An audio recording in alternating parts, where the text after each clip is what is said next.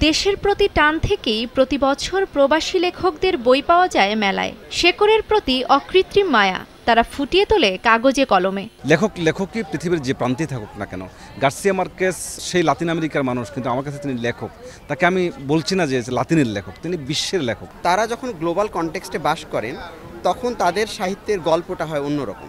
তারা হয়তো ওখানে দেখা যাচ্ছে ব্রিটিশ বাংলাদেশি বা আমেরিকান বাংলাদেশির সঙ্গে আমেরিকান যারা নেটিভ মানুষ, তাদের একটা সমন্বয়ের মধ্য দিয়ে একটা নতুন ধরনের গল্প আমরা পাচ্ছি। অনুভূতি প্রকাশের মাধ্যম হিসেবে লিখে থাকেন বই।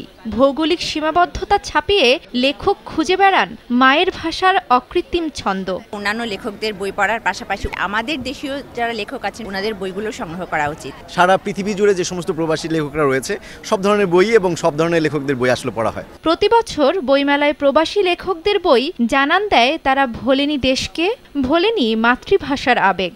আমি দীর্ঘদিন যাবৎ ইংল্যান্ডে থাকি, ওখানে থেকেও আমি বাংলা ভাষার হৃদ্যতার কারণে আমার লেখালেখি চলছে। এই বইটি কয়েকজন বন্ধুর জীবনের গল্প, যারা একসাথে ছোটবেলায় স্কুল, কলেজ এবং বিশ্ববিদ্যালয়ে পড়াশোনা করেছে। প্রবাসী যারা লেখকরা আছেন তারা সবসময় চায় বইমেলাকে কেন্দ্র করে বই প্রকাশ করতে, তা আমরা তাদেরকে বেশ গুরুত্ব দিয়ে থাকি। দেশের সীমানা বা কোনো প্রতিবন্ধকতা থেকে মনের ক্যানভাস যে বড়, প্রবাসী সাহিত্যিকের কলমের ছোঁয়ায় পাঠক প্রাণ তা আস্বাদন করে। তা সে সাহিত্য বিশ্বের যে প্রান্ত থেকেই রচিত হোক না কেন।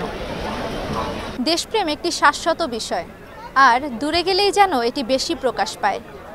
তাই তো প্রতি বছর বইমেলায় প্রবাসীদের লেখার পসরা দেখা যায়। তবে বইগুলো যেন মানসম্মত হয় এমনটাই প্রত্যাশা। অমর ২১ বইমেলা থেকে জান্নাতুল দোলনা, সময় সংবাদ, ঢাকা।